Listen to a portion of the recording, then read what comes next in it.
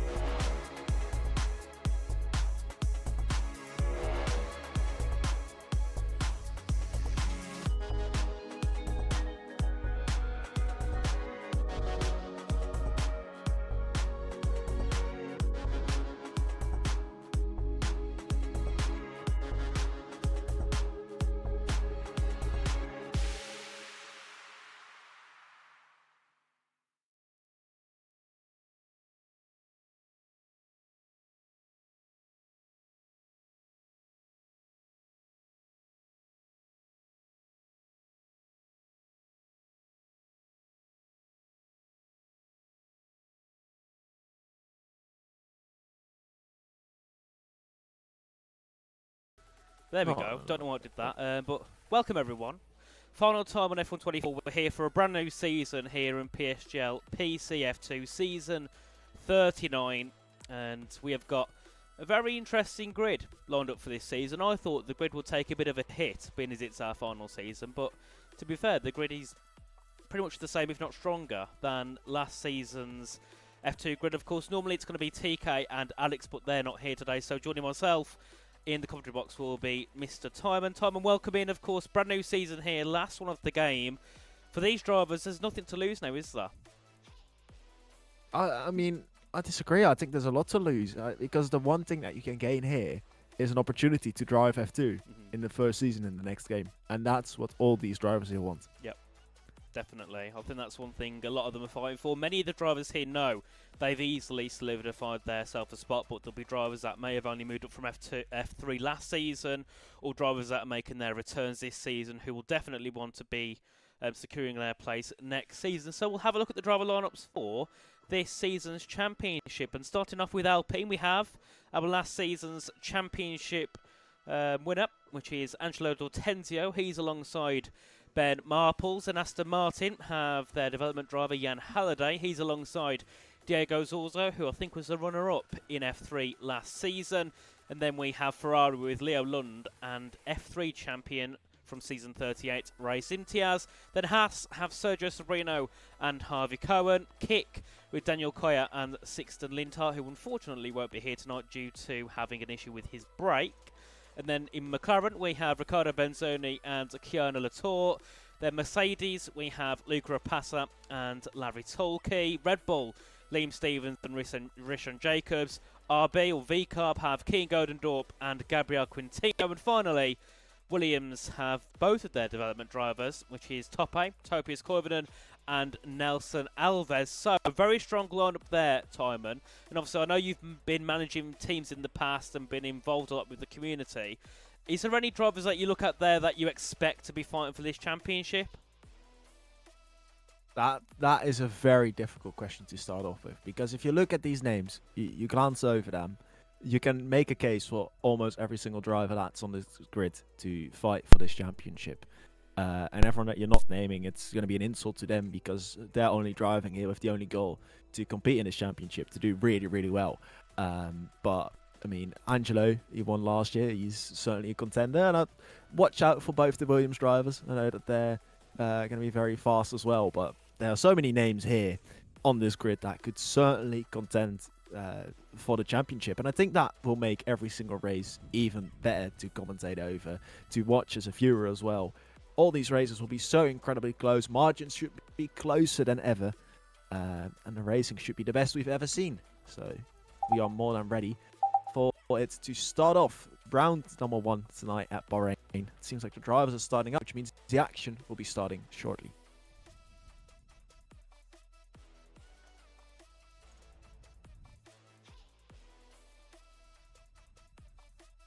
Unfortunately, I can't seem to hear anything. I know the game can hear you. Sorry, the stream can hear you, but I can't hear you. So keep talking while I try and figure that out, Tyler.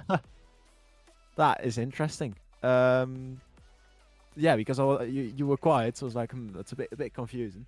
But we'll keep it at it there. Drivers are currently loading in, and I mean, it's round 1. Drivers are gonna have practiced a lot for this event. I know that some drivers have put in many hours for this first round of the season, wanting to impress, wanting to start that championship oh so well. And this is gonna be the race. It's gonna be the heaviest contention of them all. Every single driver that's on this grid has been performing, has been practicing, and wants to win this race. It's going to be very interesting. Fortunately, it is Bahrain. Drivers should not have to practice a lot for the rain, obviously. That should be all ready to go. As we are now loading in towards that session, you should be able to see that it is all dry, as it indeed is. And Nathan, have you fixed the issue?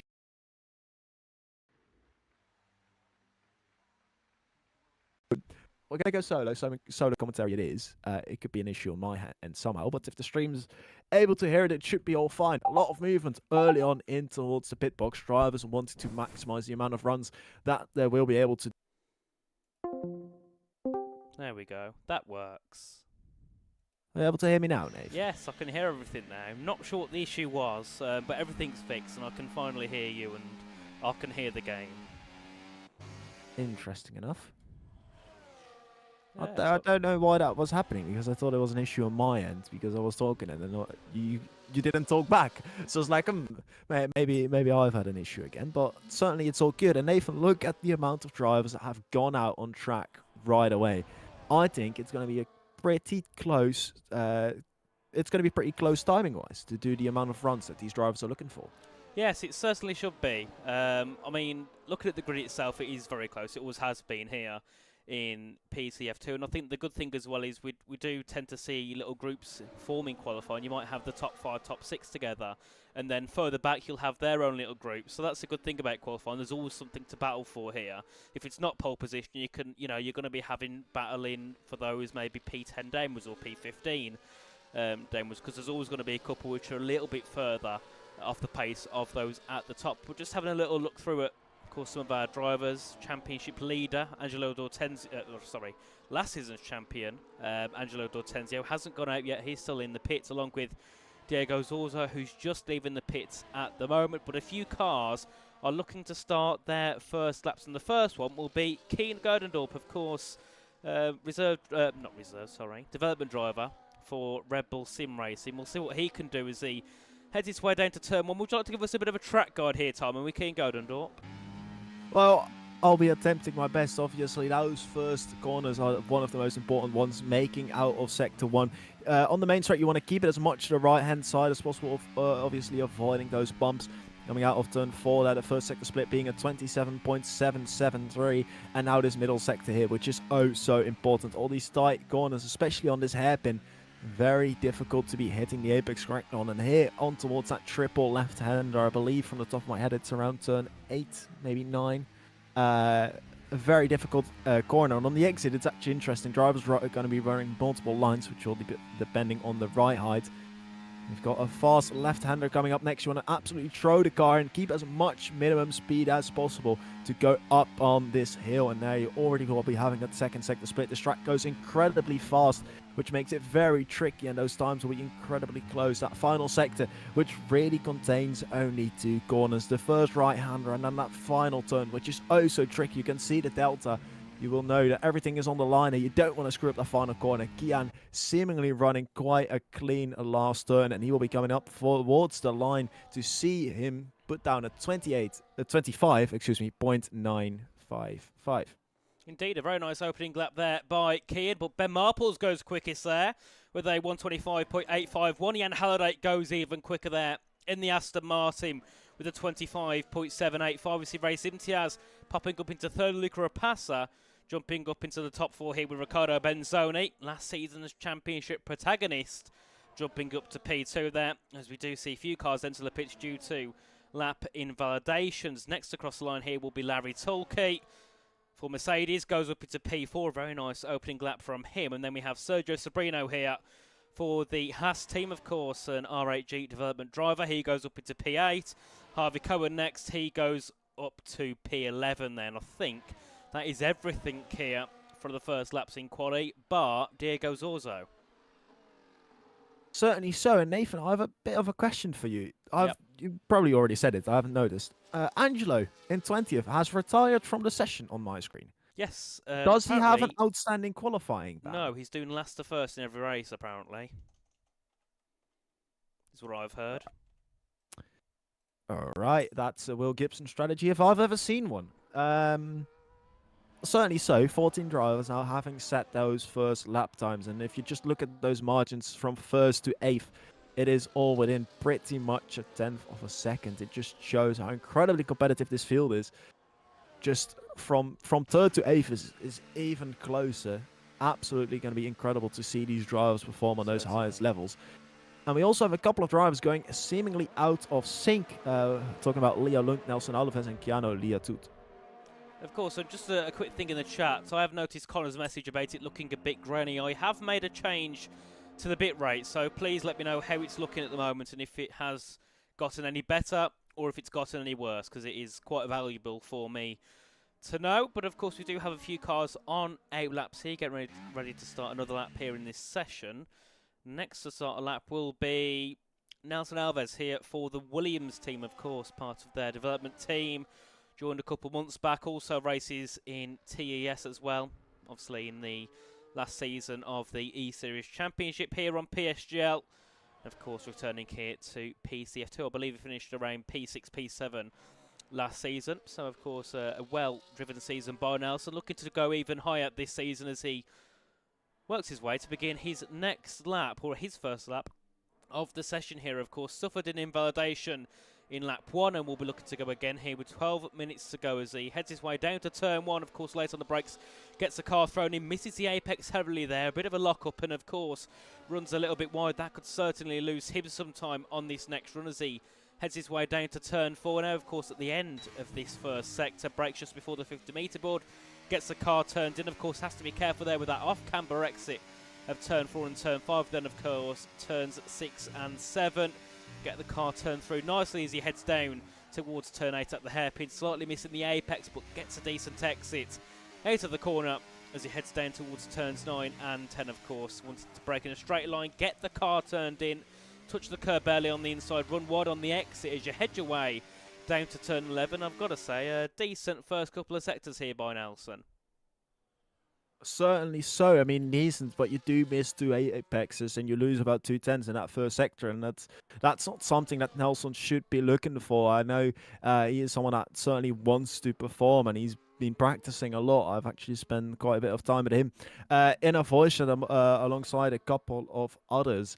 Obviously, F3 is running at the same time as well. That race is currently ongoing, but if you look at their pole position time, it was at 25.501.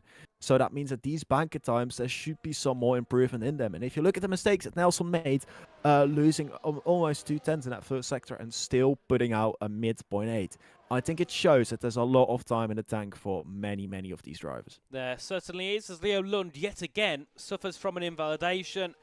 Has to head back into the pits, and Conrad Bohm is just on a lap now, as we did see Keanu Latour go up into 15th place there in the McLaren. Of course, Conrad joined alongside Daniel Koya, both of them in the TES team.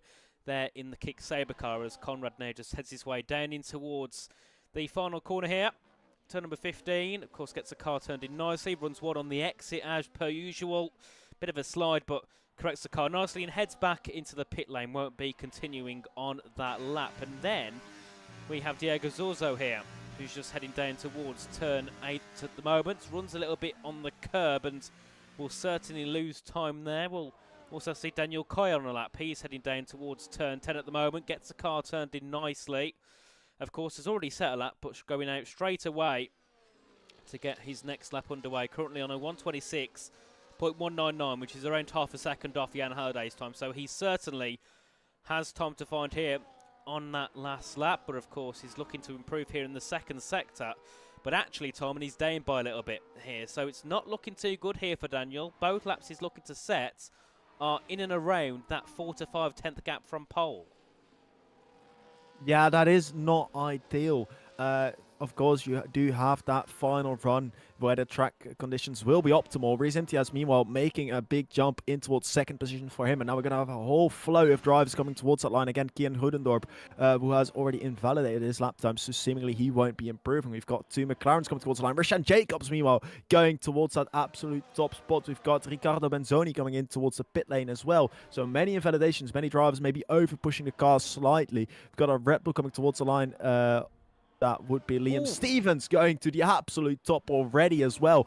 Thomas Enge, Red Bull Racing, currently in that 1-2 position. And the question is there anyone that is able to dethrone them from that position before the final run starts? Larry Tolke, only 33 thousandths of a second of an improvement. And now we've got both Haas drivers up next who are actually on an outlap. So seemingly no real improvements, no real challenges for now for both the Red Bull drivers. I believe they could have enough time to do 2 more runs, but that is going to be close. Yeah, of course. A brilliant job there by Liam and Rishan, who've... I think Liam had a decent season last time. Rishan didn't have too good of a season. I think finished around that 10th, 11th place in the standings. But a 1-2 here for the Red Bull team is a great way for them to start their championship off. Of course, both racing in Tess, both in the Red Bull team, and we know they are 2 very good friends outside of racing as well. So great to see those 2.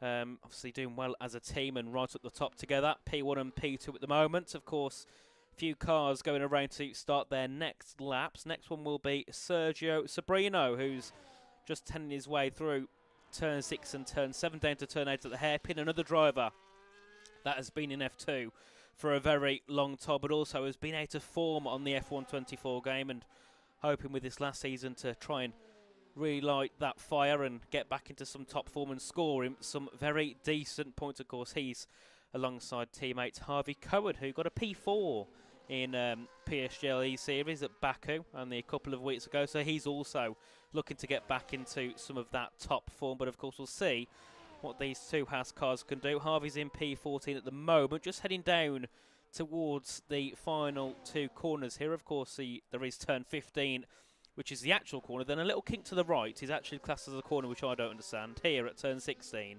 Let's see, what can Harvey do here in the Haas car? On a 26.0, improves by time, but not position there. Sergio Sobrino does go up into P10, but also only narrowly finding an improvement there.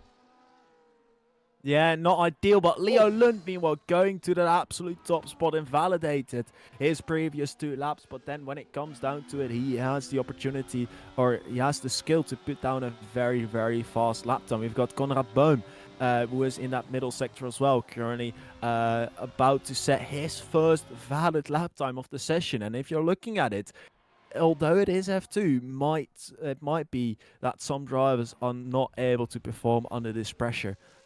Yep. Making it a lot more difficult for themselves, and especially if you invalidate 2 laps, it means that you only have 2 more runs to really perform, to really prove it. And Konrad Bohm, you're then over pushing. You end up finding yourself in that 16th position, around 4 tenths off the pole position time. Those are very big margins, Nathan, and that's not where you want to find yourself. Same goes for Diego Zorzo, someone that was performing really nicely in the F3, again struggling. Yeah, definitely. It's not what those drivers like to see, and also it does put them into, it puts them on a lot more pressure, but also it means that they're going to have to, do a lot more in the races, which some drivers are fine with. Some drivers don't mind starting a little bit further back, but for those that are struggling with confidence and struggling under pressure, they don't want to be in a position where they have to make so many moves during the race. Of course, they still have another lap to go, and it could have been the fact of they're just making a couple of minor mistakes. They can iron those out and find maybe a couple of tenths and jump up towards that top 10. But then again, the top 10 are only separated by a couple of tenths as King Godendorp goes to the top there with a 125.622. A brilliant lap there to put that gap just over a tenth to Leo Lund in second place. Of course, Keane, another driver that hasn't had the best results in the past season or so, but certainly looking to try and get himself back up where he belongs. Of course, has scored many points in the PSGL E-Series Championship, and I believe last F1 season also had a couple of appearances here in PSGL. So, of course, going to be glad to see what Keane can do over the course of this season. As Nelson Alves jumps up into P2, 17 thousandths off the back of Keane, going up a great lap from the Williams development driver. And then I think the next across the line will be Reis Imtiaz, who's just heading to the end of Sector 2. Yeah, I mean, Reis, he needs to make a decision now. Do you want to finish this lap time, or are you heading inside the pit lane? How good is this lap time? I mean, it's a tenth of a second quicker. It means that it is a solid 0.6 already, depending on how well his final sector goes. But if you finish this lap time, you will not have enough time to do that final lap time. What will the decision be of the man in the red car? Obviously, the Ferrari. What is he going to do? He's going to stick it. He's going to go towards the end. It should then be provisional pole position. It's not. It is 1,000 of a second slower than Nelson Alves. 6.4 is the time of Reis Imtiaz. And that means that his qualifying session, unfortunately for him, is going to be over in that third position. And the only thing he can do now is retire and watch from the garage, as people around him will certainly be improving on their lap times. I would presume everyone else is heading in towards the pit lane. We've got Luca Rapassa still on a lap time in the Mercedes. I mean, the same story goes for him. Is his lap time really good enough to continue? Yeah, he was 2 tenths down on that lap, so he'll be heading back into the pits. But he was only a couple thousandths down in Sector 1, so, you know, I presume he was actually going for that lap. And, of course, losing 2 tenths in the second sector, you're going to go back in and obviously look to recharge and go again. But Gabriel Quintino here going early, is that, in case he makes a mistake on the first lap, is this one of those tracks where you can go again? No. Or do the tyres get too worn? No, I would presume that these tyres get way too worn here. I think this is a matter of, I just want peace and quiet on my lap. I don't want anyone near me. But I think he's gone out that early that it will catch people that will be starting his lap time. So either he's trying to give people qualifying bans. I was going to say. He's just gone really out of sync, Nathan, and that, of course, is fully possible. Well, we see the Ferrari in that final sector now coming in towards the final turn. Reis Imtiaz, he's not making that. No. Unfortunately for him, maybe a little bit of a miscalculation by his engineer.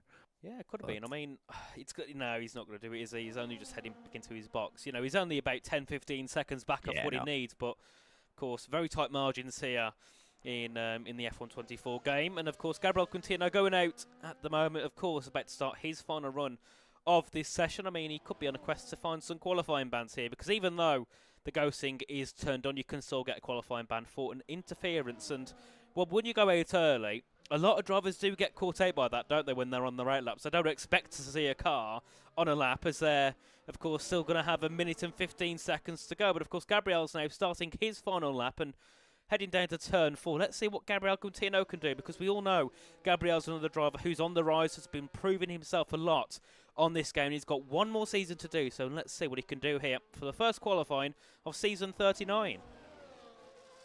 Certainly so, and Gabriel Quintino, to my knowledge, he was F3 last season, I would believe, or was he already F2? Regardless, yeah, I think he got promoted because he was, I remember him setting a lap time in Australia where he was about 3 tenths clear of the whole field. Gabriel Quintino is known as someone that is able to perform in qualifying. The question is, can he do it in the sand dunes of Bahrain as well? Soon we'll be able to see his middle sector split, which, I mean, the second sector here, it is make or break. I mean, you can lose time, of course, everywhere, but this is where you really need to gain 2 tenths of a second quicker. That's going to bring him around the 0.6 margin, and we don't know how good his final sector will be. Obviously, this final corner now on the brakes, you want to absolutely send it in, go as early as possible on that throttle, absolutely push on the exit, and now using the ERS to go towards the line. Gabriel Quintino, where can he place himself? In his 4th position with a very low 0.7, and again, the only thing he can do right now, it is to watch. We've got Ben Marples up next, who's going to be setting his lap time, and he's got a Red Bull behind him. Ben Marples goes off, no improvement from him. I don't know what's happened there. The Red Bull, maybe. Yeah, I don't know what's happened there to Ben Marples. He's had some sort of a mistake. And Liam Stevens goes to the top there with a 1:25.617. Then the next few cars to come through are still in that middle sector. The next car will be Harvey Cohen here in P16, but he's down by 70 thousandths in that middle sector here. That's not ideal here for Harvey Cohen. And it's invalidated as he's heading his way down to the final corner, so he won't go any higher than P16. Then we have be the other Red Bull of Rishan Jacobs in P7 at the moment. Can he try and take his teammates' pole position away? Heading to the line.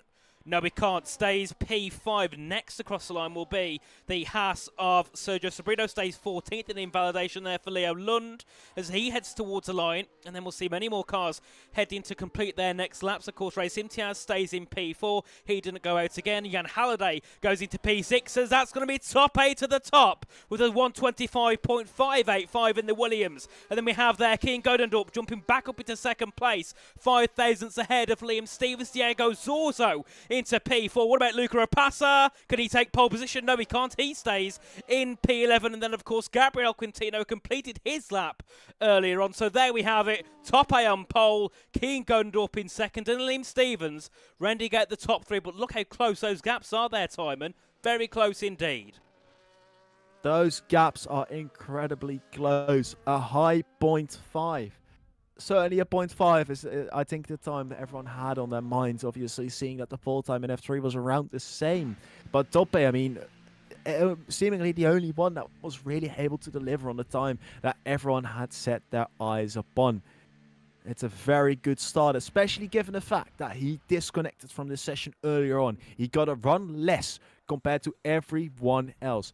And to perform under that pressure there, that is incredible. Toppe, he only did 2 laps, Nathan, whilst other drivers in this session did 4. Yeah, brilliant from Toppe. Absolutely stunning to get himself that pole position. And I can't see the results on my screen. But the That is interesting. fun thing is, F3 pole was nearly 10th quicker. 84 thousandths quicker was F3 pole. So something tells me, is it the fact that the F3 grid was quicker, or was Tony Hitala just too quick for F3?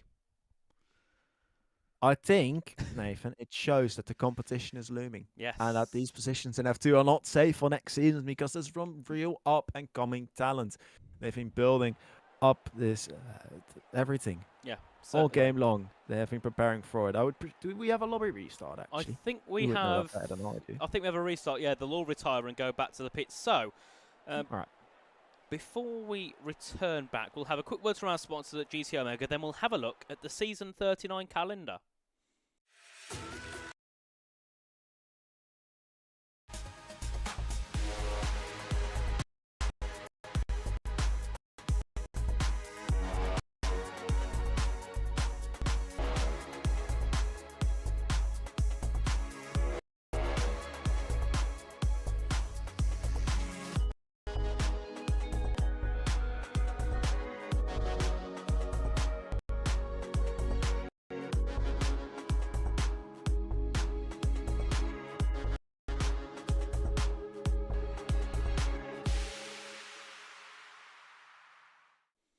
And welcome back, everybody. Of course, a big thanks to GT Omega, as usual, for sponsoring this season of PSGL. And, of course, a brand new season, the final one of F1 24. And we do have a very interesting calendar, of course, starting here at Bahrain.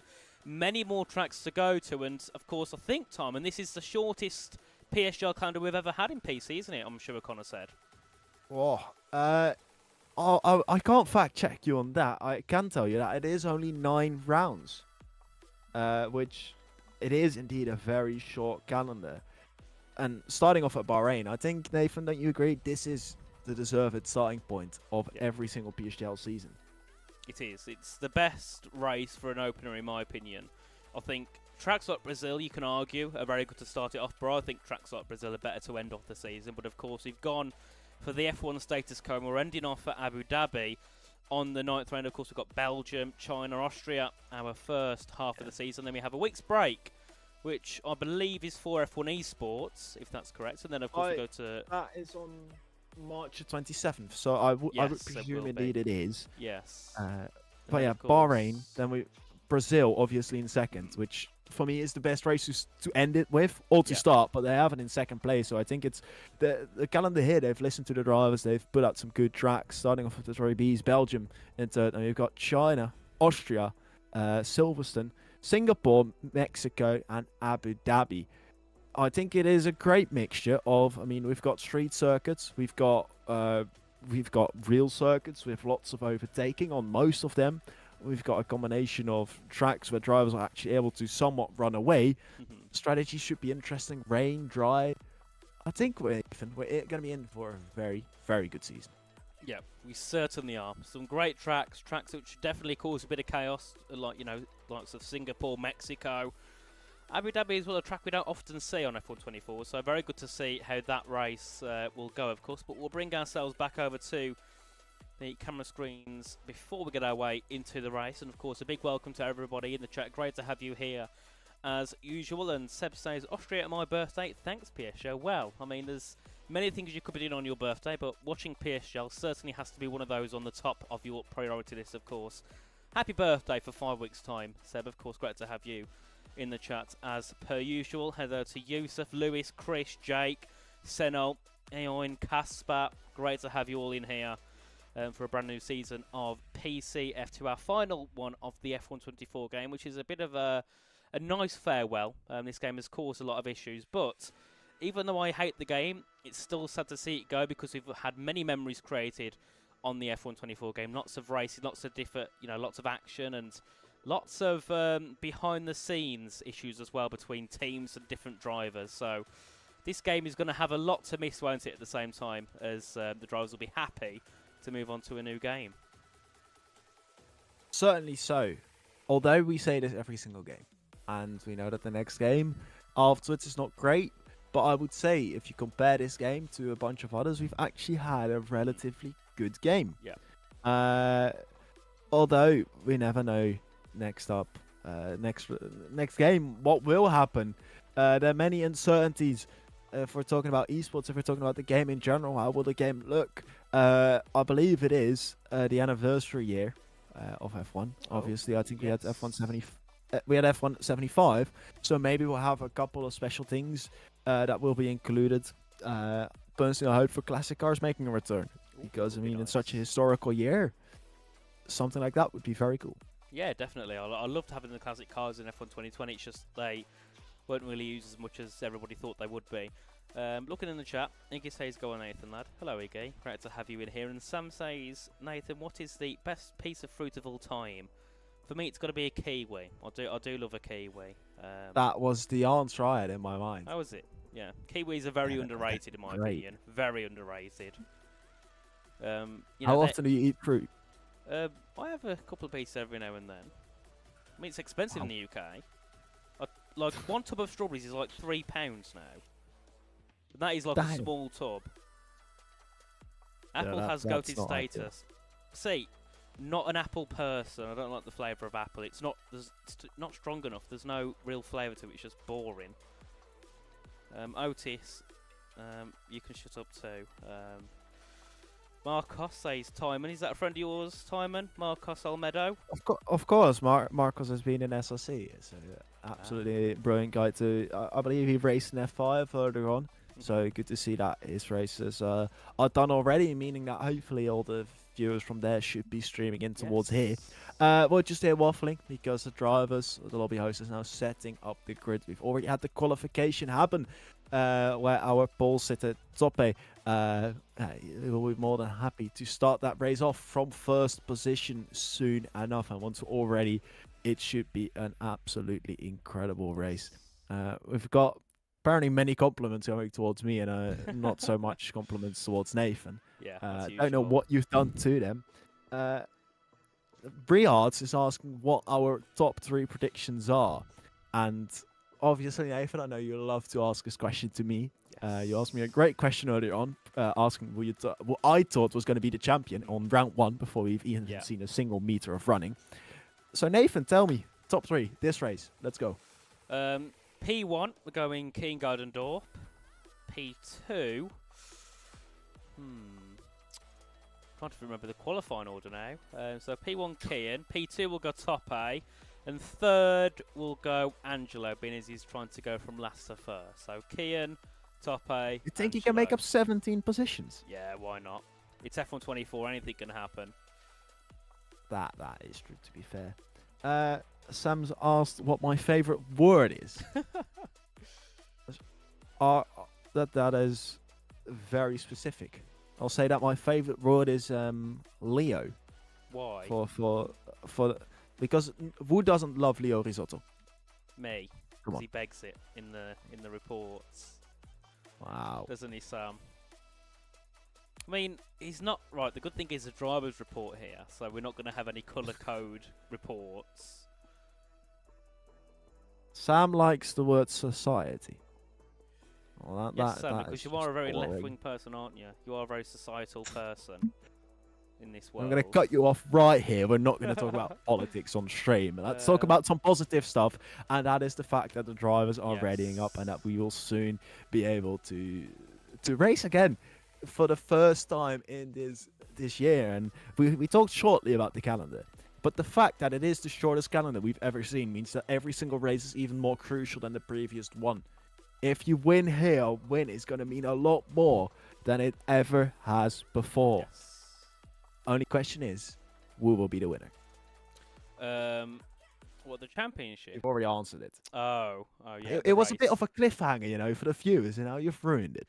So, I mean, Will Gibson in the chat, of course, as always, having to point out on the reserve commentator. I mean, Will Gibson, you know, who are you? That's a real question we're asking. Who are you? And Sam says, oh, win F2, guys, no worries, too easy. I mean, you was a very good driver back in the day, but of course you are no longer a driver. You're washed and you've gone to management. But here we are. Last season here on F1 24. Of course, it's the end of an era here in PSGL. But of course, next season, season 40, 40th season anniversary here in PSGL will be in probably around 6 months' time once we head our way to the new game. But of course, looking at the race director, like I always do, I like to leak the strategies a little bit. We've got hards and a couple of soft tyres making an appearance. We know that's not too rare around Bahrain. A hard soft can sometimes work. So I think that's due to the tyre compounds, if I'm pretty sure. But yeah, it's going to be an interesting race to get our way for season 39. So guys, leave us your predictions in the chat. Who you think will take the victory here around Bahrain? It's of course the start of a brand new season, the final one here on PSGL for F1 24. It's lights out for the Bahrain Grand Prix. Top A has the lead. Keane going up in second as we head our way down to turn one. And Keane has a better start than Top A here. Into turn one we go. Gerdendorp with the inside line takes the lead on lap one. Liam Stevens looking to try and get a move. Into turn one, has the outside at turn two, but the inside back at turn three. As we do have the Williams and the Red Bull having a drag race up towards turn four. Who will take second place? It will be Top A who keeps it. Further back we can see Gabriel Quintino looking to make a move here around the outside of Riccardo Benzoni. Has a poor run out of the corner. Riccardo Benzoni jumps back up into 10th place. Further back as well we do see the two Mercedes looking to have their little battles, and also we can see Sergio Sabrino looking to get involved. Further ahead we've got Richard Jacobs and Jan Halliday having a battle here for P6, and I've got to say for lap one of Bahrain, relatively quiet here, Timon. Yeah, of course, Orders has absolutely sending it up the inside in the triple left there. I believe that was either Harvey Cohen or Sergio Sabrino trying to make that overtake happen. It was indeed Harvey Cohen. But Nathan, I don't know if you have the tyre sheet open already. We were seeing mediums, we were seeing softs, but everyone has decided to start on the hardest compound of tyre, meaning that there's not a big mix-up in strategy. Everyone's gone relatively down the same path, so it's going to be difficult to make those overtakes, so you need to make them very early on. We've got Diego Zorzo, who's very close behind the rear of Liam Stevens, trying to make that move early on. And of course, we're going to be seeing drivers pulling out towards that right-hand side every single time, which means if you want to make an overtake here, you need to do it around the outside on turn one. It's not the preferred method. It's going to be interesting to see if it happens, and if so, how often it does happen. We've got a few moves back. We've got a yellow flag as well. Yeah, that's going to be Race Imtiaz, I think, having a bit of contact with Richard Jacobs. Leo Lund is into the barriers on the exit turn, turn three. He's out of the race. Safety car on lap two. I mean, I don't know. Well, we saw the two Ferraris making contact with Rishan and Leo Lund off into the barriers at turn three. And that is Leo Lund's season already off to a very poor start. A driver really we should be looking at to be fighting for the championship. But race one, he's out automatically, and well, there we go. Safety car on lap two. And the good thing is, because of them all starting on the hard tyres here, no one really gets affected with the strategy here. And I can't see anyone pitting. Maybe by those at the back, they could go medium, possibly. Yeah, that's exactly what I was thinking. I don't know from the top of my head how long these hard tyres go along. I don't think you can take hards from the end until here, so that is probably not going to happen. It looked a bit familiar, this crash. I won't lie. Luckily, this is a simulator and not real life. But yeah, safety car obviously happening very early on in this race, giving us the opportunity to calm it down a little bit. We can quickly look at those who have made any position changes. Big gainers, Jan, +2. Riccardo Benzoni gaining 3 positions as well. Same goes for Sergio Sobrino and Harvey Cohen. Besides that, only people losing out positions. Do we have any people making a pit stop? We do. Jan do. Halliday is Jan. going in. Yeah. So, like we say, presume medium. Could also be medium soft here. Bahrain. So, no soft tyres for Jan. Soft. What about Ben Marples? What's he doing here? It will be medium tyres for Ben Marples. So, interesting there for those two to make an early stop. Everybody else staying out here on lap 3 of 29. Of course, crash for Leo Lund earlier on lap 2, of course, has put a halt to the race temporarily. And, of course, a good thing for these on the hards, though, is that they can drag the tyres out a bit longer if needs be because of this, 2 or 3 laps where the tyres are going to take barely anywhere at all. Yeah, I'm just quickly trying to do some research to see if those hards are able to go towards the end. That is the question here, certainly. And I've got here that you can do 33 laps on the hards until puncture. 23? So that... 33. Oh, 30? Oh, my. Oh. Well. So that means that mathematically, these tyres are able to go towards the end, right. but they won't be fast fully.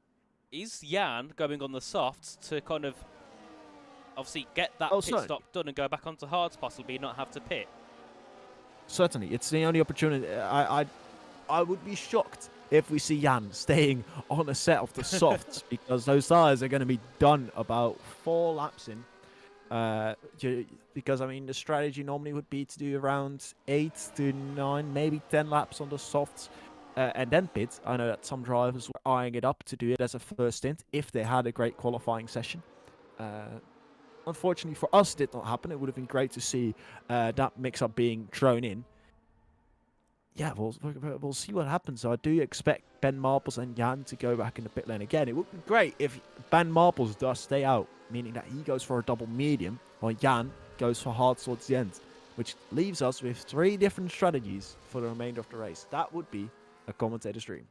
It certainly would be. Would create a lot of different dynamics as more pit stops coming through.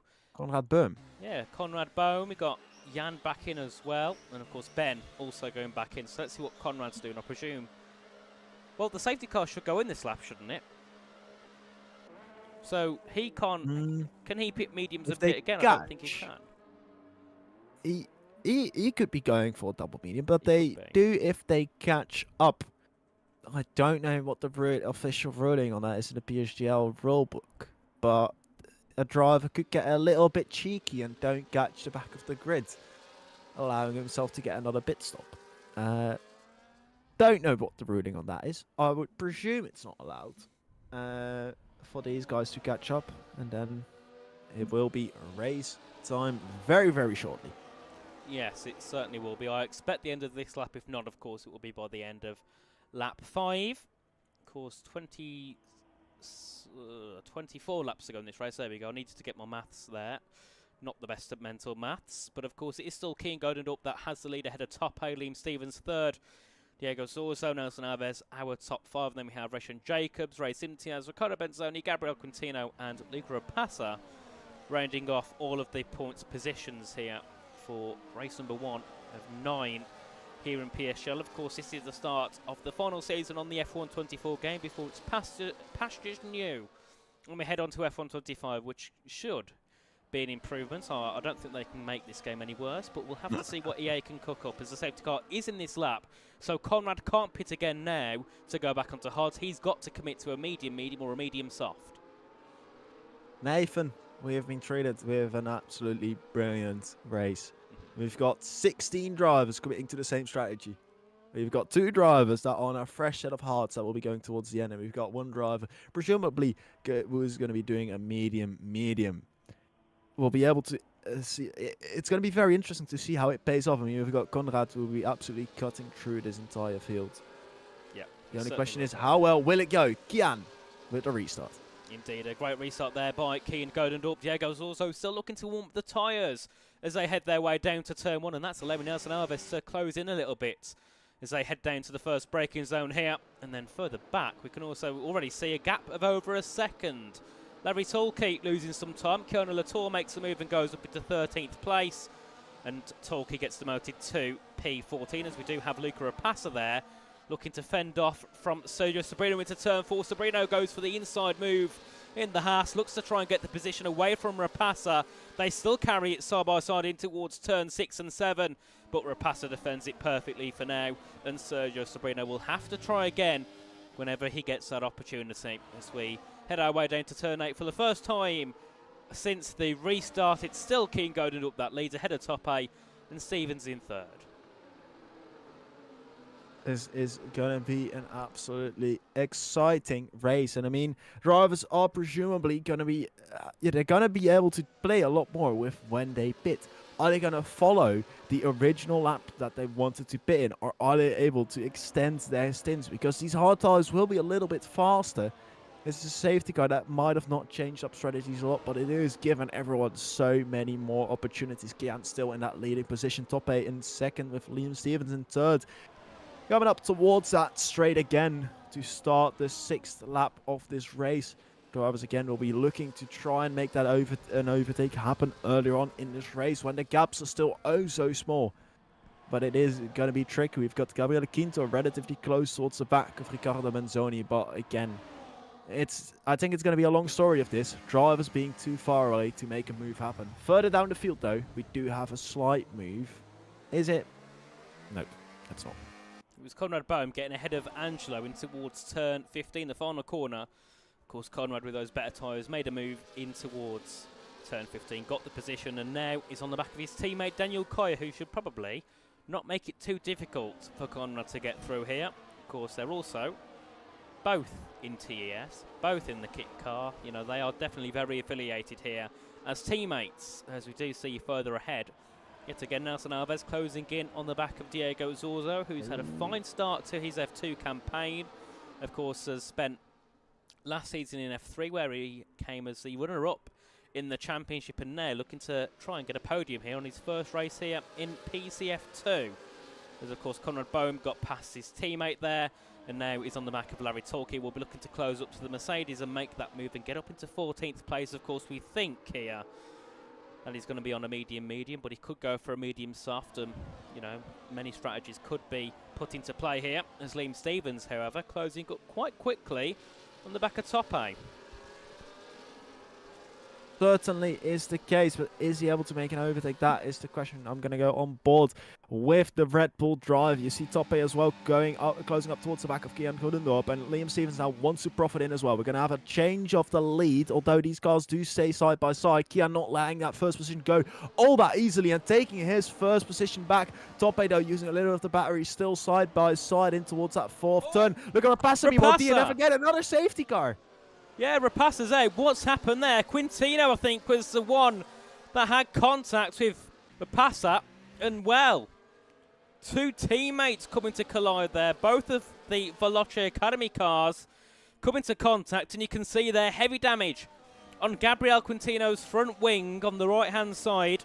Rapassa's out. Two Veloce Academy cars gone swiftly here around Bahrain. And if we remember, Luca Rapassa was one of those as well, who was fighting for the championship last season.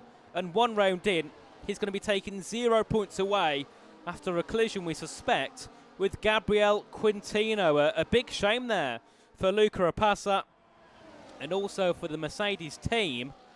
But here we go again, another safety car. And has that helped, or has it not helped Conrad Bohm? Because now he can go in the pits and go into new hards again.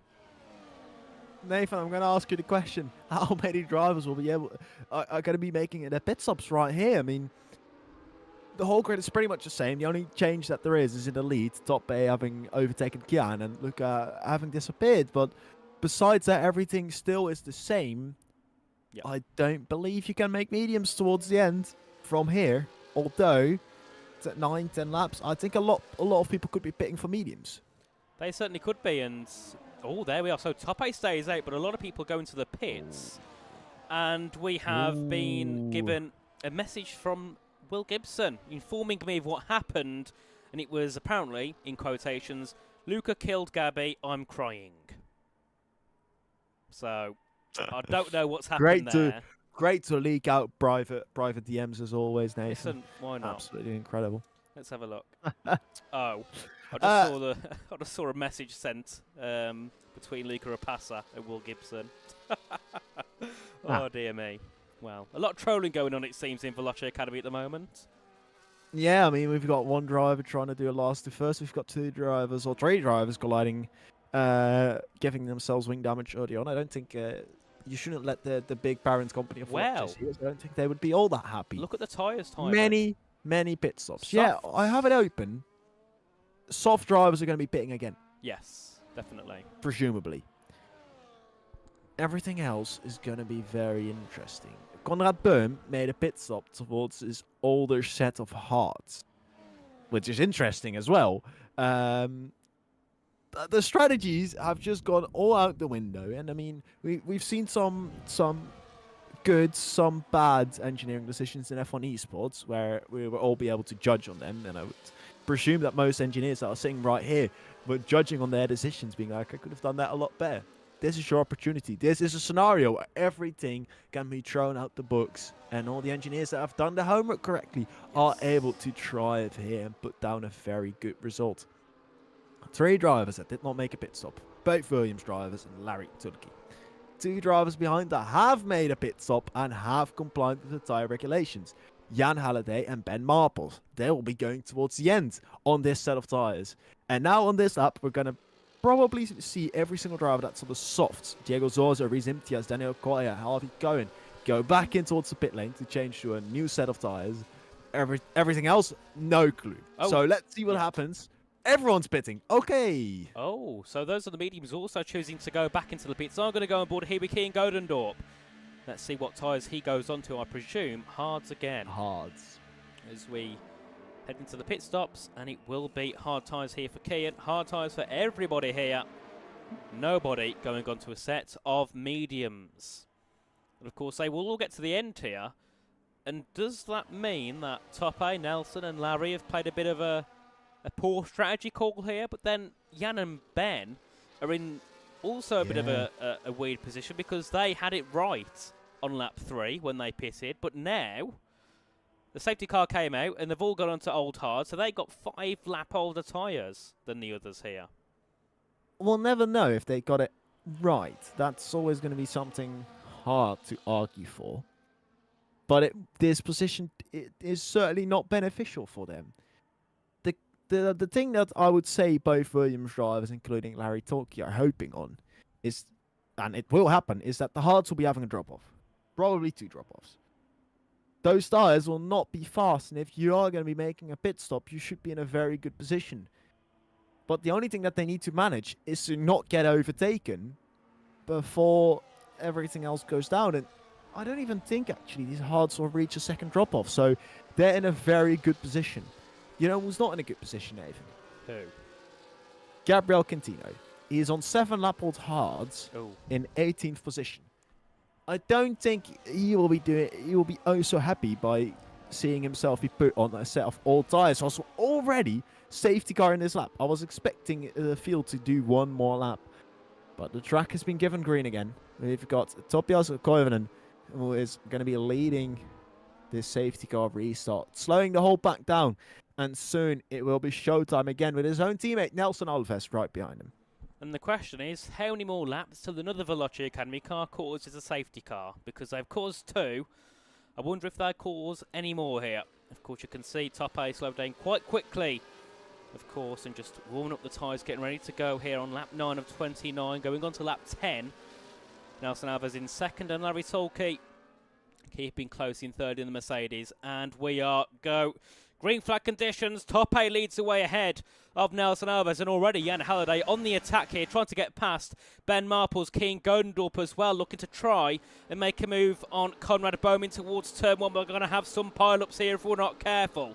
into turn 2 and turn 3. A bit of a slide there for Keane, slight contact with Conrad Bohm, and into 6th place goes Keane Godendorp. And next on the list here for Liam Stevens will be Conrad Bohm himself, looking to go around the outside at turn 4, but can't quite get his front wing ahead.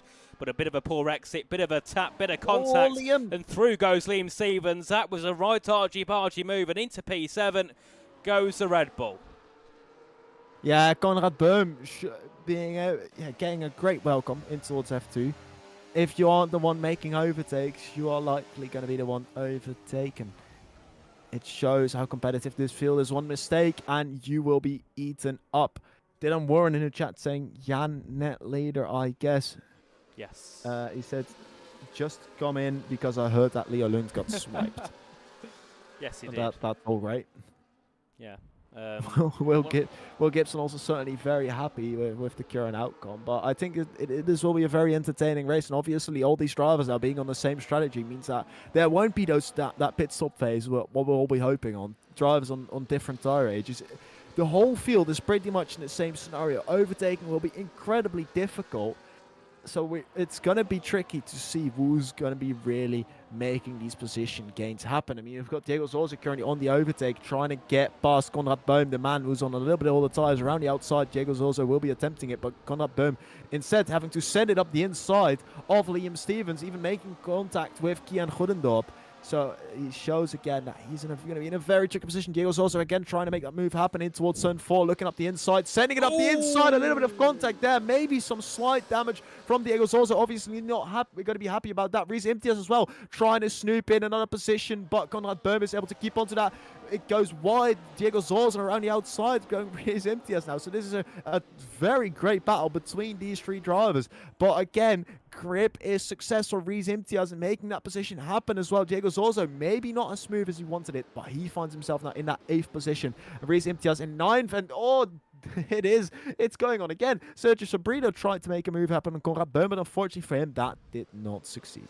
No, it certainly did not. Sergio still stays in P11 here, looking to try and get into the points and overtake Conrad Bohm further ahead here. Keane Godendorp on the rear of Ben Marples, of course. Keane on 2-lap old tyres, Ben on 7-lap old tyres here, so we know who's in that better position when it comes to tyre age and, of course, tyre wear as we head our way into the final corner. And also Liam Stevens tapping the Macca Keane Godendorp there into the final corner.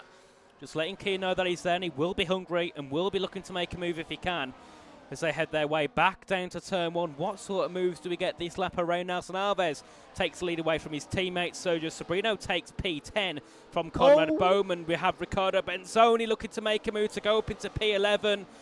Gets slotted back a little bit and goes back up the outside now into turn 4 to get ahead of Conrad Bohm. And this time around gets the move complete, as we do see further ahead there.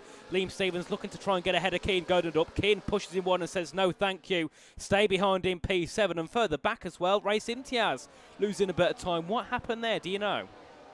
I do know it was Diego Zorza actually that was ahead previously. He nearly spun on his own in towards turn 1, losing a lot of time, and as a result, Reese Imtiaz was forced to overtake Sergio Sobrino as well, making that overtake happen on Diego Zorza. So Zorza seemingly losing a lot of time, and I can only presume he did get wing damage from that contact. It must have been, because he's just losing a lot of time. Nearly got dropped out of the DRS earlier on, but fortunately Reese Imtiaz is able to drive himself back into it, and he finds himself in a provisional 3rd position in this strategy. And the fight that we were seeing early on, Kian Goedendorp and Liam Stevens, these are the two drivers that are on the best tyres. Keane's got damage. It is a very important battle. Keane's missing his right wing end plate, and that's crucial for Keane's race, and no wonder Liam was all over the back of him last time around. He's doing that again, out of the final corner, right behind the back of Keane. And this is really going to halt Keane's progress here in this race, as we do see Ben Marples looking to make a move ahead of Larry Tolkey. Into turn number 1, he pulls to the inside. Can't make the move as we head our way into turn number 1. And we go again. And yeah, Liam Stevens is going to be all over the back of Keane Godendorp, looking to get ahead of the damaged V-Carb. And further back as well, we have Keanu Latour looking to defend here from Harvey Cohen. Yeah, Keanu trying to make that move happen. Obviously, being so far back, getting even overtaken by Gabriel Quintino. Does Quintino still have damage? I think he does, yeah. Quintino, it has got damage again. I don't know if he fixed his front wing. Did he? I don't think No, he did, no. it's a lot more intact than previously. I would hope for him that he has changed his wing, but on those old tyres and missing a wing end plate, that race is not looking good for him. No. We're not going to do any advertising, by the way, for a different league in the YouTube chat. I know you guys are having fun, but let's behave on that front. Meanwhile, in the lead still, and I'm surprised, actually, Nathan, that these tyres from Toppe, Nelson and Larry are keeping up so nicely. Obviously, they're being helped by the fact that Kian does have damage, but I would have expected, I was expecting these guys to be absolutely eaten alive earlier on in this race. Yeah, I wouldn't have expected it to go this long before crucial overtakes happen. And yet again, Liam on the back of Keane, but always seems to get a worse exit compared to Keane, and that's what's hindering him. As we head our way back down to turn 1, and Liam's got hardly any battery. He's used it, he's got 20%, and he can't make the overtake ahead of King Godendorp, who makes a send on Ben Marples into turn 1, throws it up the inside. Ben Marples gets back ahead. Liam Stevens is on the outside as we head our way down to turn 4. Can Liam find the move? He's on the outside of Kean. Kean's got the inside line, and of course try and defend it, but of course with that damage he's going to have a poor exit, we'll be expecting to, but no, Liam gets a penalty. Yeah, the second time he got run wide there. I don't think Liam Stevens is going to be all too happy. He sends it up the inside in the middle sector, surprising Kian Hoodendorp. And with the downforce difference, he certainly has a big opportunity. But now the triple left-hander, Kian's going to be on the inside again. Phenomenal car placement. He hits... What? I'm so confused. He hits the inside of Ben Marples. Liam Stevens then goes back up the inside, still not making that move happen. And now Reese Imtiaz has made the move happen on Liam Stevens. So two cars fighting on the same position, and the third driver that goes home with it. Yeah, Sabrino was also looking to find a move there in towards turn 11. Couldn't quite get alongside Liam Stevens, however. And I'm not sure if Liam has damage here, but if he has, that's certainly going to harm his race. No, it doesn't, luckily, or at least no visual damage on our end. Just, of course, loss of head, I think, there from Liam, heading down towards turn number 10. And, of course, going for that almighty send on Godendorp didn't work in his favour. Sabrino now is looking for an opportunity to make a move down to turn 1. Has the outside line. Top 8 takes lead away from his teammate once again on lap 15. Then into turn 1 we go. Race Imtiaz looking to make the move ahead of Kian. He's going to be on the outside. We have an issue there for someone further back. I think that's going to be Richard Jacobs, isn't it? Yeah, Richard dropped down to P17 with Conrad Bohm as well. So I think those two have came into contact. And I mean, I said on lap 1 it's been relatively clean. Since then, it's been absolute carnage. No one here is looking to lose any positions. They're all battling so hard. They're all getting damage now. It is absolutely incredible, Nathan, but it is down to the fact that every single driver is on the exact same conditions. You need to be able to make a move by surprising another driver, and sometimes that goes brilliantly, and sometimes that doesn't go oh so well. Liam Stevens now having lost another position as well to Sergio Sabrino. I think you mentioned it already, but it's just showing that his race has gone from bad to worse, and meanwhile, it's even worse for him. If you see Reese Imtiaz making a move happen successfully on his first attempt, going past Kian Hoodendorp, and he is now in an absolutely incredible position to do well. And I think the main goal that he has now is to overtake some runners that are on those older tyres, to then try and get a 1 second gap going earlier on in his race.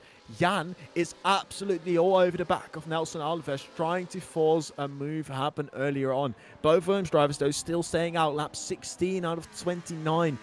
They still need to make a pit stop some lap soon.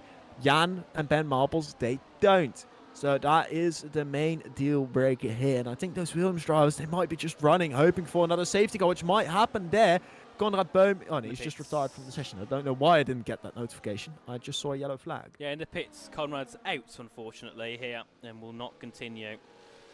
So there we go. A big shame there for Conrad Bohm, who didn't have the best debut here in F2 at all. As we do look further ahead, and of course when it comes to the older tyres, the newer tyres, Race Imtiaz is leading that battle. And then of course we have ahead of him Ben Marples on 12 lap old tyres, along with Jan Halliday, and then Toppe, Nelson and Larry all on 15 lap old tyres. Those three have to make a pit stop before the end of this race, as they didn't make one at all, and they haven't switched tyre compound. As we do see Jan, of course, looking for a move. Race Imtiaz looking to send it to the inside, but backs out into turn 11 and let Ben Marples keep that P5 spot, but he knows here he's got quicker pace, he's got better tyres, and he will make that move eventually, but he doesn't want to risk getting damage and risk having a spin or getting into contact, because there's no point doing that when you're on better tyres, and you know you have a very good position here, or a very good chance at least, of possibly winning the race. Certainly so, and we don't know when this whole party is going to explode here, but what has been brought to my attention, Diego Zorzo, I believe it was running in a very good position in the first stint, around about Reece Imtiaz, and he's lost a lot of time. Meanwhile, there is some fighting going on. It is Larry Turki versus Jan Halliday, but Jan able to defend that position. Interesting, Larry is going for that move, even though he does have a little bit all the tyres.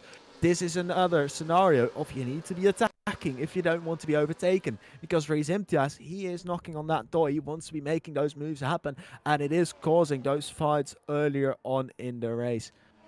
Well, this is absolutely incredible. What I was going to say, Diego Zorzo, he was up there in that first stint. And he's lost now a lot of positions. Yeah, I think he's got damage. I think he had a spin as well, because he lost about 5 positions all out of nowhere. As Sergio Sobrino here having a battle with Liam Stevens, heading out of turn 10. Stevens has got the advantage on the exit as we head our way back down to turn 11, and move complete as Daniel Kaya looking to make a move past Riccardo Benzoni and go up into P10 here. Of course, you can see that Riccardo is a bit hindered behind the back of Sergio Sobrino, and that allows Daniel Kaya to go through on the McLaren. And now Harvey Cohen looking to make a ascent into turn 14. Goes up the inside, makes a move. Benzoni goes wide, comes back onto circuit, and Keanu Latour as well looking to try and find an opportunity.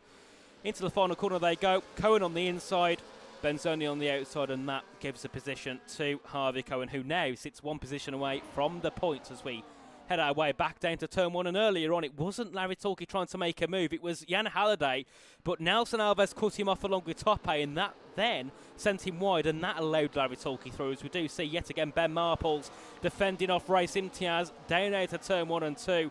Down to turn 4 we go again, and let's see what moves can be made this time. Is Jan Halliday close enough? No, he's not. Sits behind. But with 11 laps to go, of course, Jan Halliday's in a perfect position here, because the fact of the 2 cars ahead have got to pit. But once those go in, he's going to have cars on quicker tyres start to catch up behind us. Reece Imtiaz makes a move into turn 8. Yeah, that was very late. He absolutely sent it, but did make quite a bit of contact. And I think he recognised that, giving the position back towards Ben Marples. So he's playing it safe, not wanting to get penalty, but Gian Hunendorp then going back up towards that inside. He still has that wing damage, but he does still have his brain, as rude as that sounds. He does see a gap. He goes for trying to make that opportunity happen again, still side by side. A little bit run wide there, but Gian Hunendorp making that move happen. So Reece Imtiaz making a mistake, giving back the position. In result of that, losing out another spot. And immediately behind him, Liam Stevens sending it up the inside, door closed by Reece Imtiaz, not being given that space at all. But that move, from my POV, it was never really on, making it very difficult. Going up the inside again, Liam Stevens trying to make that move happen, forcing his way through, seeing that this might be the only opportunity. He does have the Red Bull and the Ferrari going side by side on the straight now, and slipstream will be had by Liam Stevens, and he wins that position. Sergio Sobrino making that move happen again as well. So that is how you go from leading with the best tyres on this grid to being the 4th driver with the best tyres. Not ideal for Reece Imtiaz. This is a lap that he certainly wants to forget. Certainly not, as Jan Halliday looks to make it 3 wide into turn 4, but has to back out at the last second. The 2 Williams cars creating a bit of a parade here around Bahrain, not letting anyone through, carrying it 2 wide through every corner possible.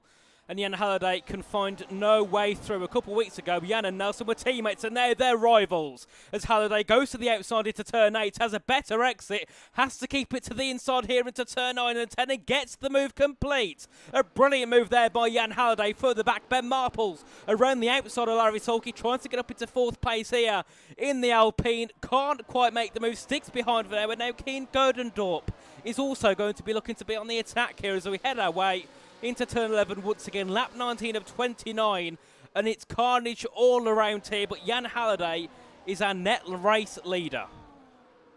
Absolutely phenomenal racing. You see a gap, you go for it. Drivers profit, drivers lose out. And the big loser, it seemed like it was Liam Stevens earlier on, but he's now regained everything how it was a couple of laps ago. it is going to be very interesting. And both Williams drivers still staying out. I think there is the first pit stop. Top here going in towards that pit lane. I would presume for a set of the soft tires, and Aritulki following him in. But this strategy hasn't worked out, seemingly, for both the Williams drivers and the Mercedes driver. No, and so very doesn't. unlucky for them. As further back there, that was Kernel Latour having a bit of a mistake, but battles going again. Godendorp looking to make a move ahead of Marples, has the outside line into turn 4 to get around the outside of the Alpine. Liam Stevens also looking to make a move as well, profiting off of Keane running a bit wide. He gets past one, has to try and push his way past the second car. A brilliant move there by Liam Stevens, getting his elbows out here on lap 20-29, of course, with a penalty. He's going to drop back, but he's certainly not afraid to make some of the moves here in the race as we head our way back down to turn 10 again. Further back, Riccardo Benzoni looking to make a move ahead of Race Imtiaz. Can't quite get past here and has to concede and stay behind in 8th place unless he can make a lunge up the inside. He's not quite alongside, so he can't. Further back as well, Harvey Cohen looking to make an overtake as well. Up into P10, looking to get into P9 ahead of Daniel Koya. Has to stay behind for now, can't quite make the move, but certainly looking to try and help Haas have a double point scoring race here in Bahrain. Yeah, that would be a very good season opener in the Constructors' Championship, but we all know that does not matter all that much. It's going to be interesting to see what happens. I'm hearing that Nelson has just said that he's staying out until a safety car happens. We know that these tires are able to go towards the end, although he is absolutely pushing it like crazy and trying to make that move happen there again. No real Oh, what's happening. happened there? A lot of damage. Oh my, and it's 3 wide here between Riccardo, Harvey and Race Imtiaz. Someone's got damage somewhere. I think it's Race Imtiaz with the damage. There was debris all over the road at turn 1. And Riccardo Benzoni goes into P7. Harvey Cohen pushes wide. Race Imtiaz, and he has a spin. Oh my goodness, and luckily keeps it out of the barriers. And no safety car, but Race Imtiaz at one point in time it was in the leading position. Now 13th and out of the points, and probably won't score any here this race. Yup, we've got damage as well for Daniel Koya. So that means that he's not in a great position. I think Angelo has damage as well. And this is all visual damage. Drivers could also be having damage that we are not able to see. Riccardo Benzoni does not have an end plate. Angelo D'Ortenzio does not have an end plate. We were thinking that Diego Zorzo did have damage as well. We have every single driver seemingly that has damage on this grid. I think the steward's office is going to be pretty full. This is some very interesting racecraft. For the person that said I predict a lap 26 safety car, then that's just taken away his message. We still saw it, by the way.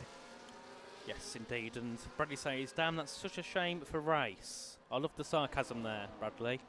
As we head our way back down to turn 1, Liam Stevens now on the attack, and Nelson Alves, of course, Nelson. He's on 21 lap tyres.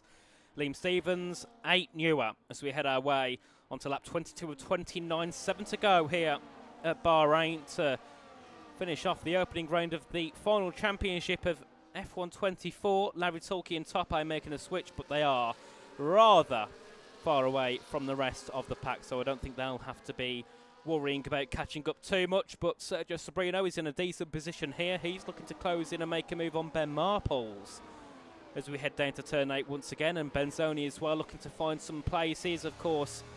Had a bit of contact earlier on with Race Imtiaz.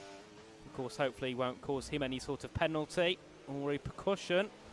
Because, of course, Riccardo last season was a championship contender and had it thrown away at Bahrain as well on the last couple of laps and had a bit of contact with Luca Rapassa. And unfortunately, I don't think Ben's scored any points in that one, but he has got damage as well. Benzoni's got damage, so he must have, of course, got that from that contact with Race Imtiaz earlier on. Yeah, certainly. I mentioned it earlier on already. There was one man that I forgot to add to that list, and obviously it's the man that's in 4th, Ken Goedendorp. He has damage as well. He's had that for a very long time, but there's so many cars, Nathan, with damage. We've only got the top 10 that is left, and only one of them still needs to make a pit stop. So we've got 9 drivers that are competitively still in the running, and only 4 or 5 of those do not have damage. It is an absolutely incredible race, something I've not really ever seen so many damage. Gas, Ben Marples going up the inside in turn 1 on Kian Goedendorp trying to force a move there, but it doesn't work out, and then he needs to watch out because he does have Sergio Sobrino right behind him. But again, on the overtake goes Ben Marples trying to make a move happen, but unfortunately for him, he's way too far out in towards that 4th turn, still trying to make those moves happening as quickly as possible. On those all the tires, he must be starting to feel the pressure from the Haas behind him. Sergio Sobrino trying to make that move happen around the outside. That would be an incredible move, but yeah, simply does not have the grip for that anymore. As much as Ben Marples is on all the tires, Sergio Sobrino is still on 14 lap old hards. He's made a couple moves here down the inside in that triple left-hander. I think it is the corner to watch out for during this race. Overtakes galore have happened there. Meanwhile, Jan Halliday going back in towards that race lead because Liam Stevens is profiting from it as well. Overtaking Nelson Alves there, putting himself in an incredible position. And Kian Goedendorp profiting as well, bringing himself up towards that 3rd position. And we need to, I'm going to tell you guys, up the inside. I didn't even see that. Yeah, Nelson Alves nearly taken out. Liam Stevens heading into turn 13. And that's allowed Jan Halliday to pull away a little bit here as Nelson's is still on the inside of Kian Goedendorp into turn 15. Kian gets shuffled wide, and that allows Ben Marples and Sergio Sobrino to have a decent run down to turn 1 here, going on board with Sergio. I think he had a bit of contact there with Ben for a second as we head our way into the first corner. Sergio burning the battery, looking to make a move. Ben has to go to the outside of Kian Goedendorp to try and get up into 4th place. He can't do so, but he keeps his will up the inside at turn 3 and still tries to fight for P4, but he can't. He gets shuffled back as we head our way down to turn 4. Sobrino looking for which way to go. He has to go to the inside, and still Marples tries to fight with Goedendorp, can't fight a way through. And also Sobrino also can't get his way up into P5, stays in P6 for now and possibly could send it into the hairpin. Big contact a little bit further down between Harvey Cohen and Diego Zorzo was absolutely incredible and very hard fighting there. Not Diego Zorzo. Sergio Sobrino still fighting out with Ben Marples. Harvey Cohen going up the inside there, not triple left-hander. Both Haas drivers trying to work together, but Riccardo Benzoni still keeping up that 7th position. All hell is breaking loose. It is every single driver for each other, and the 2 teammates that are close towards each other should be working together. I see in the chat that it was an option for Nelson Alves to slow the train down so Tope and Larry might be able to catch for 5 more laps. I think we are able to ride these guys out of contention. Even if they might be catching that train, there is no chance they're in a contender to be winning this race. We're still in contention. It is Jan Halliday. Even though he is on those old tires, he does have Liam Stevens behind him, which there is penalty can probably be removed because we saw him get pushed off track 2 times early on. So let's ignore that penalty for now, pretend that everyone is on level terms. Liam Stevens in towards the race lead on lap 25. He certainly is and leads away with 4 laps to go. Keanu Latour making a move ahead of Diego Zorzo. Tope getting back ahead of Larry Tolke. Of course, they're having a little battle with Daniel Koya for P12. As we do see Ben Marples still looking to hold his own here on very old tyres and keeping Sergio at bay as we head our way through in towards turn 8 again at the hairpin. Can Sergio find a move this time? No. Chooses to stay behind this time around, but of course that does bring Riccardo Benzoni into the equation here, looking to try and get a little bit higher than P7 at the moment as we head our way into turn 10 again. All onto the brakes as Harvey Cohen makes a send, taps the back of his teammate, but gets ahead of Riccardo Benzoni. Has a bit of a slide, but on the exit still has a better run and puts himself into P7 here. A brilliant turn out for Haas and R8G with a P6 and P7, but of course they can work together here to close in on Ben Marples and make a move for P5, of course. Given that the penalty here for Liam Stevens stands, they're all a position higher here, down towards P11. As we head our way down to turn 15 again, onto lap 26. There'll be 3 to go after this one. Liam Stevens leads ahead of Jan Halliday and Nelson Alves in 3rd. Nathan, I'm predicting that this whole race is going to be thrown upside down again. I don't know where, don't know how, but I don't think it's going to be as easy as we are seeing it right now. We do have Nelson Alves trying to make another overtake happen again. Leaders are fighting with each other. Jan taking back that race lead. Russian Jacobs getting a 10-second time penalty for speeding in the pit lane, meaning that his race is all over and done with. No real moves happening in that front back. Diego Zorzo going side by side with Angelo Del Tensio. He has had wing damage for a very long time, Angelo. Even though he started from the back, it has not been an incredibly successful race for him due to that damage. Sergio Sobrino again going for a move in the middle sector. We see an overtake from the Haas in the middle sector seemingly every single lap, but this one successful. Yes. Sergio Sobrino passing Ben Marples, giving himself the opportunity to now fight for it again. And where can he end up? He does have Kian Goedendorp in front of him, who does have wing damage. 4th position could be on the cards for Sergio Sobrino. And then everyone up at front does have worse tires or a time penalty. Yes. He could be a serious contender for this race, Nathan. He certainly could be, and he was looking like it since the start. He's had brilliant pace all race long, and now looking to make it work wonders as we head on to lap 27. There'll be 2 to go. Halliday leads ahead of Liam Stevens, and of course Nelson Alves has to pit because of well, he hasn't pitted yet in this race. He stayed out all race long, and he will have to pit, otherwise he will be disqualified as Goedendorp looks to make a send. Alves also looking to make a send as well as we head our way into turn 1. Liam Stevens having a battle with Jan Halliday. Keane Goedendorp having a battle with Nelson Alves, and then Sergio Sobrino sitting behind, waiting for something to occur ahead so he can launch through and make a move. Into turn 4 we go. Goedendorp seen up into 3rd place. Alves tries to hang it around the outside. There's nothing he can do here. He drops down to 4th place and now opens up the move to Sergio Sobrino as we head our way down towards turn 8. Sobrino goes to the outside. Alves covers it off. Harvey Cohen makes a move on Ben Marples up into P6 there for the Haas. A superb opportunity here for Haas to get even more points. And what can Harvey Cohen do? Can he make a move around the outside? Can he make it work? He's going to try. He's got a better exit here compared to Ben Marples, and I think he's got the move complete. He certainly does not have the move complete. It is still side by side. Actually, he does have the move complete. Ben Marples settling in behind both Haas drivers now, overtaking Ben Marples in the space of 2 laps to go. Nelson Alves, he still needs to pit. I forgot somewhat about that because he's just been at the front of the field this whole time. He's still bound to make a pit stop. And Diego Zorzo, oh no, not Diego Zorzo. For some reason, I say his name all the time. Sergio Sobrino, he still needs to get past him, and that is the one thing that he wants to do on this lap. Actually, he's done it. He's gone in towards the pit lane. Nelson Alves speeding in towards the pit lane. He knows that his race is over. Hoped for a safety car, did not get a safety car. And meanwhile, the fight for the lead is absolutely on. Still side by side, Jan Halliday and Kian Goedendorp. But Kian making that move happen, and Jan falling back quite a bit now. Finding himself in that 3rd position, although still side by side, still hanging on, trying to make that move happen here. Actually fully coming back. I did not expect that, but Jan keeping his 2nd place. Very impressed by that. Indeed. Jan Halliday has done a wonderful job here on 24 lap tires to keep all those behind, and certainly done a great job at it. Has been under pressure, but has fought through it many times in this race, as we do see Angelo D'Ortenzio looking to make a move ahead of Keanu Latour, or defend a move from Keanu Latour in towards turn 10. Oh, and you can see Angelo gets squeezed to the inside, forces Keanu out wide on the exits as we prepare our run down to turn 11, and Angelo has P9 secured as we, of course, get ready to begin lap 29 of 29. It's Liam Stevens in the lead ahead of Jan Halliday, Keane Goedendorp in 3rd, and Sergio Sobrino in 4th, theoretically in the best position in terms of tyres, damage and penalties. Yes, that is the case. But of course, everything can happen. It is the F1 game at the end of the day.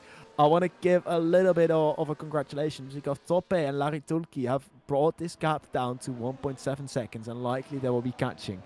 But the final lap is upon us. Nathan Richards, take it away. It certainly is, and Keane Goedendorp is looking to try and make a move on Liam Stevens. Jan Halliday slows down heavily into the braking zone, and that causes Liam to tap the back of the Aston Martin as we head our way back up to turn 4 for the final time in this race. DRS has been activated. Can Stevens send a move? No. He chooses to stay back for now, further behind Keane Goedendorp as well, along with Sergio Sobrino, all in this battle here for the top 4, for the podium. All 4 of them are in contention here on lap 29 as we head our way down to turn 8. Sergio makes a late dart to the outside at turn 8, trying to get ahead of Kian. Can he get a better exit? No, he can't. He might have to send it in towards turn number 10 unless he's a little bit too further back, which he is here. So no chance here for Sobrino. But there is a chance here for Liam Stevens to try and catch up to Jan Halliday, but he's had a poor exit. He's dropped back here. The gap's 4.5 tenths. Keanu Latour takes a penalty here on the final lap, and Jan Halliday is in that leading position here on 25 lap tyres. Pete Durley tried to make a move. Sergio Sobrino's looking to try and go around the outside into turn 14 ahead of Kian Godendorp. What a superb move this could be for Sergio Sobrino. Goes up into third place. Can he find the move ahead of Kian? He certainly can. He's got to get himself a car ahead though. As we head into turn 15, Sergio's on the outside of Kian. Kian tries to fight him to the line, but further ahead, what a race it has been. Superb by Jan Halliday. That takes the win for the opening round. And Sobrino takes second ahead of Godendorp in third. A superb move at turn 14 to take second place. And Harvey Cohen finishes in fourth. Liam Stevens dropping down to P8 because of his penalties. But remember, that penalty could be removed due to being pushed off twice in the duration of that race. But what an ending, what a Bahrain Grand Prix to open up the final season on the F124 game. That was superb. I mean, if it gets any more chaotic than that, TK and Alex are in for a hell of a season. Wow. Wow, wow, wow. I don't really have many words for that. This was driving on the absolute highest level. Chaos, collisions, pretty much everything has happened in this race. And I think we need a big recap at the start of the next race to talk about all the stewards' decisions, because I certainly think the final standings that we have here will be changing a lot. Although, saying so, the one man on top, Jan Halliday, he's not made a lot of collisions. I think he drove an absolutely perfect race, and I think he is our deserved winner. The one driver alongside Ben Marples, if I can remember correctly, to go for a different strategy under that first safety car. And it's paid off. Jan Halliday, Thomas Engersim racing driver, the Aston Martin development driver, wins round number 1 around Bahrain. Indeed, and here is the final classification here of the Bahrain Grand Prix. Jan Halliday took the victory ahead of Sergio Sobrino and Kian Godendorp rounding out the podium. Then Harvey Cohen in P4, Ben Marples, Ricardo Benzonu, Diego Zorzo, Liam Stevens, Angelo D'Ortenzio and Larry Torquay rounding out the top 10. Then we did, of course, have top 8. Colonel Latour, Ray Cintians, Gabriel Quintino and Daniel Coy not scoring points. And we did lose Nelson Alves, Richard Jacobs, Conrad Bohm, Luca Rapassa and Leo London. We'll see if we can get our top 3 in for an interview. But a brilliant race here around Bahrain. And I've got to say that's probably one of the best Bahrain races I've commentated over. And it's one of the tracks which I commentate over the most. It seems to feature in every league, every season, it seems. I'm still lost for words, Nathan. Absolutely lost for words. We're going to try and get these drivers in to do an interview. But this race, it was just pure brilliance in chaos. Unfortunately, Sergio Sobrino unable to do an interview. We're going to see if we can get Jan and Kian in. But absolutely incredible. And yeah, F2, I want to be here. I want to commentate every single week because incredible. And I can tell you, the first Stewart report has already happened. Oh, no. Oh, between those two. Well, we're not going to spoil what it is, but we'll, of course, wait to see what happens with that. But we have got Jan, so we'll drag him up. Jan Halliday, welcome in. Great to have you with us once again. And I mean, you're making this more of a common theme. At one point, we never saw you in the interview room, and now it seems like I see you every week. Yeah, I guess I have some kind of form. Thank you, guys. But of course, a brilliant race to open the season. Absolutely perfect. I mean, you played the strategy right. At one point, we thought it was the wrong strategy, but in the end, it worked out. 25 lap old tyres. Now, was that because you had brilliant pace on those, or was it because the tyre gap, the tyre wear isn't so different between the 25 lap and the 20 old lap tyres? Honestly, I don't know. Like, I was trying to save the tires as much as possible as soon as I pitted on the hards. And yeah, I didn't even reach 60% in the end, so I think I did a very good job on that. I mean, the pace itself wasn't that good. Like, even in quali, I feel like my lap was good, and I still was like P9. So I have to work on that a little bit. But yeah, overall, I would just say I was a bit lucky with the second safety car as well, because I could save some more percent there as well. But in the end, it worked out, and I'm happy. Of course, and obviously starting a little bit further down in quali, Do you reckon that maybe you could have tried to still get a podium from there, or is it going to be a little bit unlikely? Well, on this game, anything can happen. Like you can win from P15, P3, P1, whatever, you know. So yeah, like I knew my race pace was better than quali pace, so I was quite optimistic going into the race, but I didn't think I would win. Now I will take it that way. Yeah, of course, it was a great race indeed. And do you reckon that possibly the championship charge is on, or is it one of those that you don't think will happen that often this season? Yeah, I mean I'm leading, so hopefully we will see. Like I haven't won in a long time, so yeah, hopefully this starts a very good season. Hopefully indeed. Anything from you, Timon? Well, you were in 8th or 9th position when you make the call to pit for those hard tyres. Was it an idea that came from yourself? Was it your engineer that suggested the strategy? And how confident were you originally after the first safety car to make this strategy work? I was quite confident I can make it. You know, I had Ben behind me, so we could work together in case it would be only two of us doing the strat. So I think we would finish well because they managed to do it in Qatar on last season. I think with Benz or Angel, I can't really remember. But yeah, I was confident to take a risk, and yeah, like as soon as the safety car came out, both me and Killian, my engineer, we knew we were boxing. So yeah, I guess it wasn't like anyone's call, we just both knew. And then for the second safety car, because obviously you knew you were in a very good position, and then the second safety car came out, did that worry you more? Were you like, all right, that's maybe not ideal, would have preferred no safety car, or what were your thoughts on the second safety car? I actually thought it helped me quite a bit. Like I said, I could save a bit more tire, and I didn't have really that much high of a tire wear. I think I had like 6-7% on that at that time, and I knew I can save these tires. So we are like equal towards the end of the race. So yeah, I wasn't too worried. I think it actually helped me, like I said. Right, thank you. Good to hear from you. Yeah. Thank you guys. Hopefully you'll be back next week. Honor having you again. Thank you for making time. And Nathan, over to you. Yeah, thanks, Jan. It's been a pleasure to have you here as usual. So have a good week, and hopefully we'll see you back on the podium again next time. Yeah, you two guys, GG's to whoever finished on the podium. I think Kian and Liam. So Yes. yeah, GG's to them.